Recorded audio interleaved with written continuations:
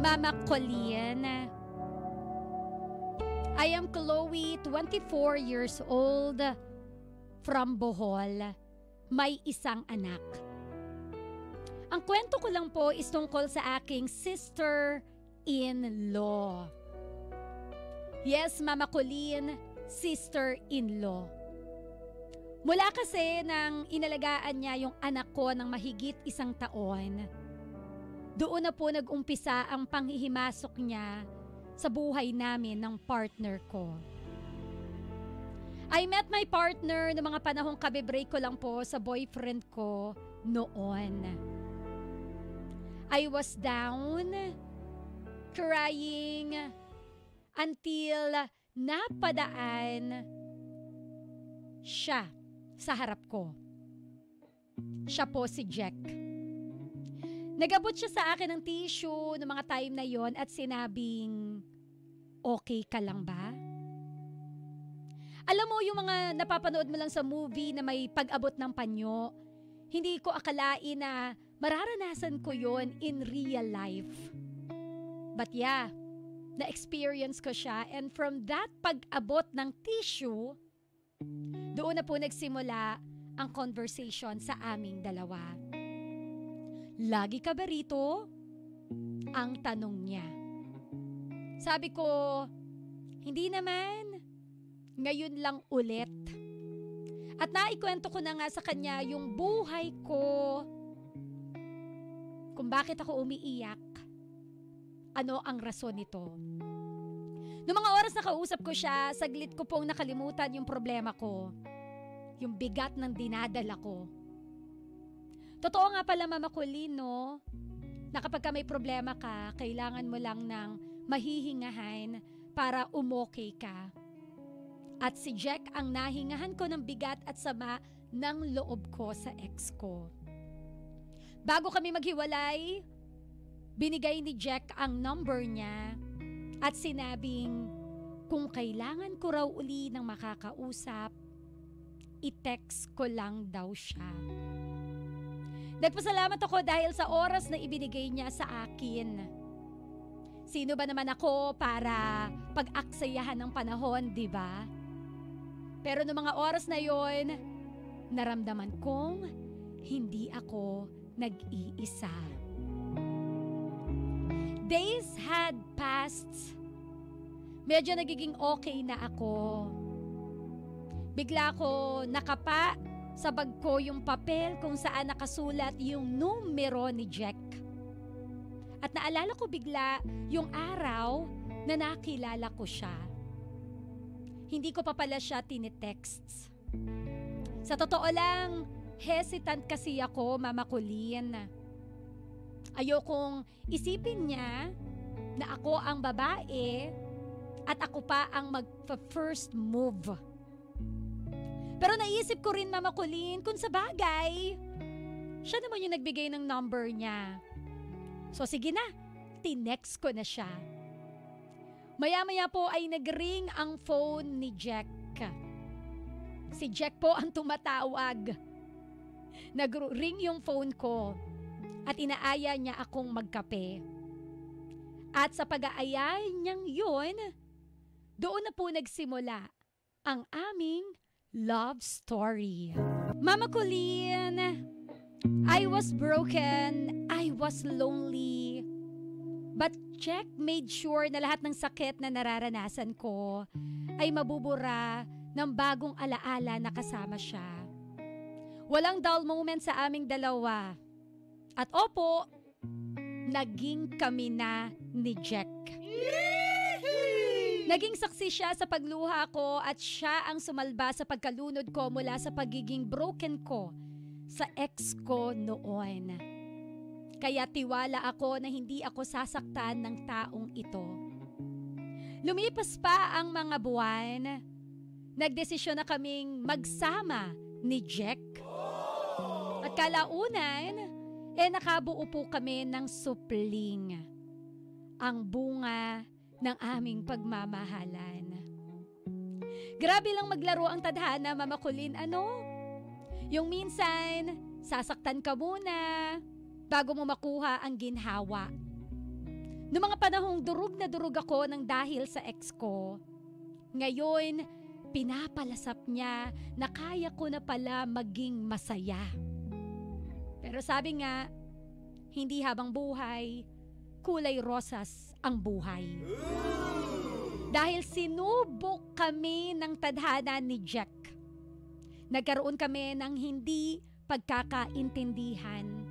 To the point na nagtatalo na kaming dalawa sa harap ng anak namin.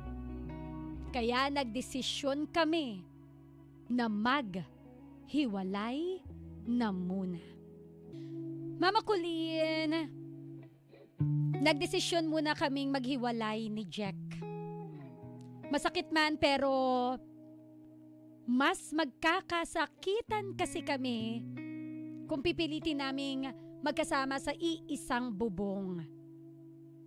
Kaya habang nasa ganoon po kaming sitwasyon, para lang hindi madamay ang mga bata, nag-offer ang ate ni Jack, itago na lang natin sa pangalang Andrea, na siya na lang muna ang mag-alaga sa anak namin habang inaayos namin ang problema. That time, my son is 3 years old. Yes, Mama Colleen, pumayag ako kahit hirap akong iwanan yung anak ko. Pero ganun man ang naging desisyon ko, hindi naman po nawawala ang obligasyon namin sa bata.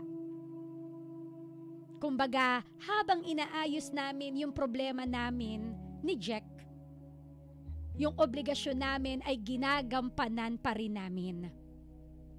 Lagi kami nagpapadala ng pera ng partner ko para sa anak namin, panggatas at iba pang pangangailangan niya.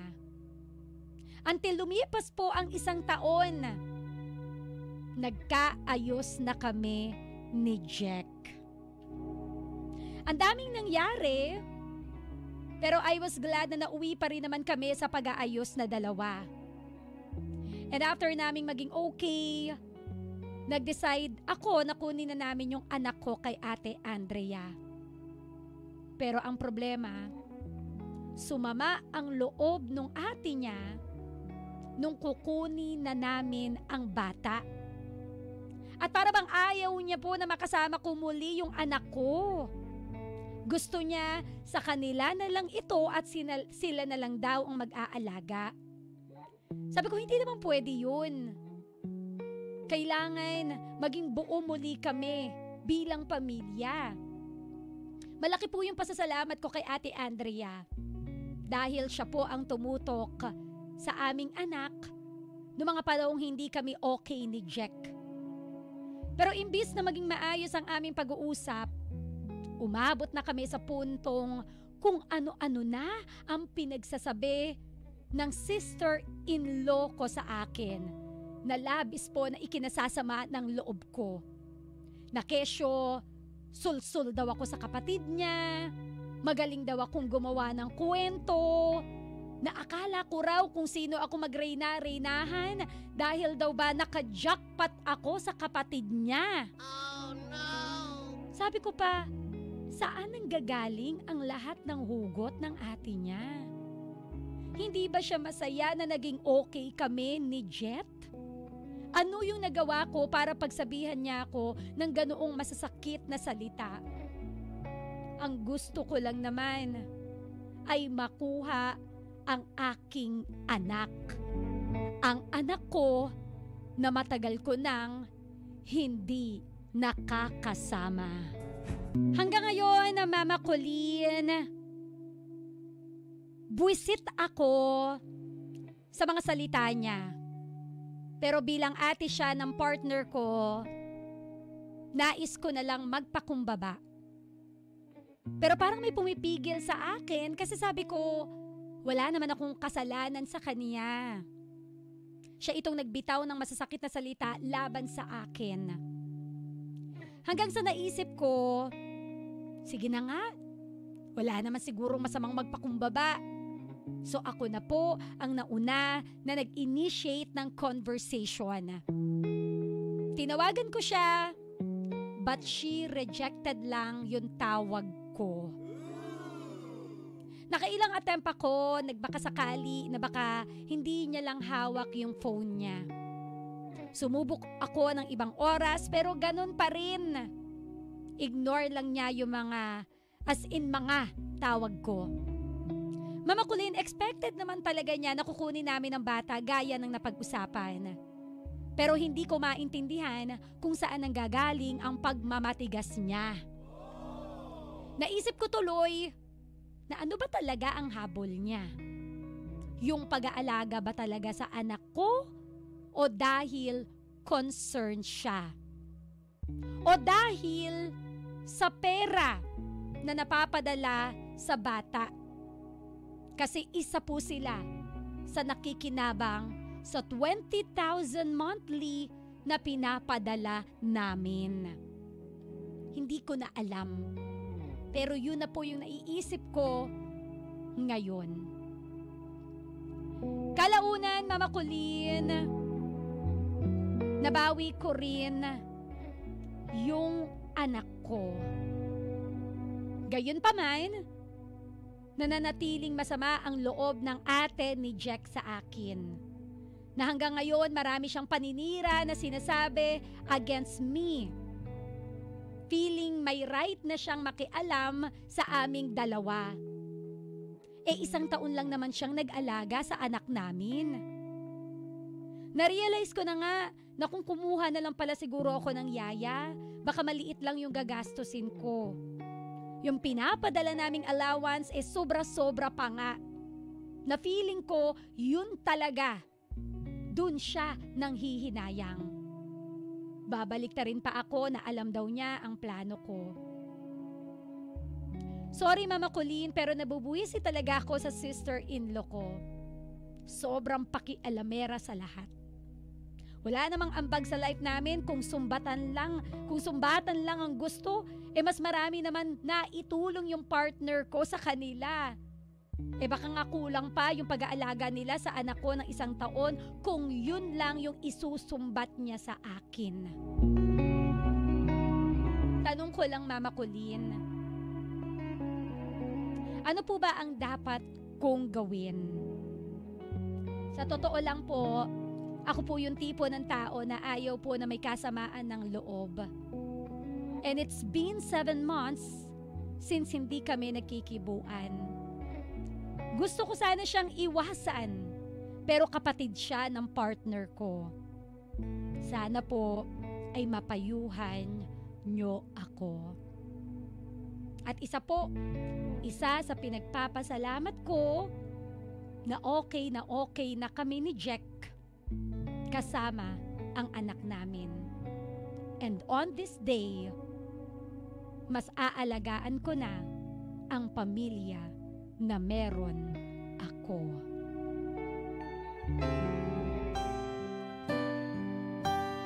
Muli, ako si Chloe at ito ang aking kwento dito sa Heart to Heart with Mama Colleen.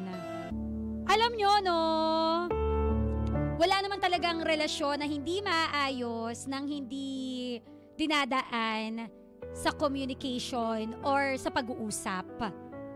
Pero sa diyang struggle is real, kung ang isang panig lang ang bukas sa conversation, samantalang yung isa ay sarado ang utak para rito.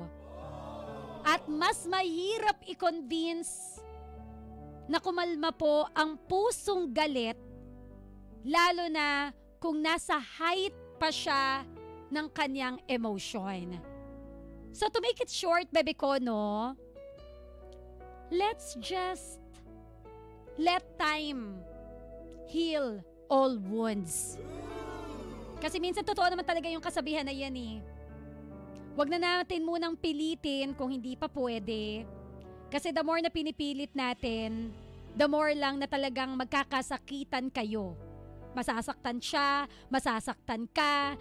At dahil nasasaktan kayo pareho, may mga nabibitawan kayo mga salita na hindi naman talaga dapat pang bitawan, 'di ba? Kaya again, minsan, kalma muna tayo. Baby, kalma. mag-pause muna tayo mula sa height ng ating emosyon. Yun yung sinasabi na be careful kung ano yung bibitawan mong salita. Huwag kang magdesisyon kapag ka ikaw ay galit. Huwag ka rin magdesisyon kapag ka ikaw ay labis-labis na masaya. Lahat ng bagay pinag-iisipan. Kasi minsan, sa pabugso-bugso ng ating puso, pinakinggan agad natin ito without thinking. Ano ba yung tama o dapat na gawin? Doon tayo pumapalpak. Doon tayo napapahamak. Kaya hayaan mo na. Galit pa si ate. May valid din naman yung point niya. Hindi natin pwedeng husgahan na baka dahil sa 20,000 kaya siya nagagalit ngayon. Kumbaga, yung sinasabi mo paratang pa lang. Wala ka pang matibay na ebidensya na baka kaya galit siya dahil sa 20,000 na mawawala sa kanya. Paratang pa lang yan. 'Di ba? So, imaginein mo, dahil din sa galit mo, dahil din napagsalitaan ka niya ng hindi maganda, nakapagparatang ka ng wala sa oras. What if hindi naman pala talaga yun? What if talagang na-attach lang siya sa bata? What if nasasaktan lang talaga siya? Kasi kahit sabihin natin na 1 year lang yun, 1 year is like forever. Hindi mo pwedeng sabihin din na wala naman siyang ambag sa buhay mo. Kasi kung tutuusin, malaki ang ambag niya sa buhay mo para tutukan niya yung anak mo na toddler. Toddler years is the crucial part ng bata, ha? Yung toddler years, yan yung talagang mas kailangan mong ibuhos yung panahon mo, yung energy mo nauubos. Yung tipong full bat ka, hindi mo alam, unti-unti ka nang nalolobat. 'Di ba? Kaya, tingnan mo, nakapagsalita ka rin ng hindi maganda na wala naman siyang ambag sa buhay ko. Hanggang sa nagbilangan na kayo ng mga ambag ninyo sa isa't isa. Words are very powerful. It can make you, it can break you. Kaya, awat na muna. Kalma muna kayong dalawa. Tahimik muna kayo. Okay na yung nag-reach out ka. Sinubukan mong mag-reach out. Okay na yung sinubukan mong magpaliwanag. Okay na yung nagkabatuhan kayo ng mga masasakit na salita. Awat na lang muna. Again, darating din naman ang panahon. Magiging okay din kayo. Kasi pag hindi kayo nagpaawat, sinasabi ko sa inyo, mas titindi pa yung lamat na magkaroon sa inyong relasyon. Alright? So yun lang. Huwag tayo magpadala sa bugso ng damdamin. Pigilan natin as much as possible na makapagbitaw ng mga masasakit na salita. I know you are hurt. Kaya nakakapagbitaw ka rin ng ganyang masasakit na salita. Pero sabi mo nga kanina, magpakumbaba na lang. Naniniwala ako na ang nagpapakumbaba, siya ang itinataas. And the truth, hindi naman kailangan na parang sino ba yung tama sa inyong dalawa eh. Minsan-minsan, 'di ba? Parang i-set aside na lang natin kung sino ba yung tama o mali.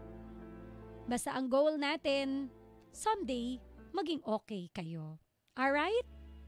Ka-winner, yan po ang kwento ni Chloe dito sa Heart to Heart with Mama Colleen. Ganito ba yung pinagdadaanan mo? Anong ginawa mo? In-unfriend mo na ba si sister-in-law?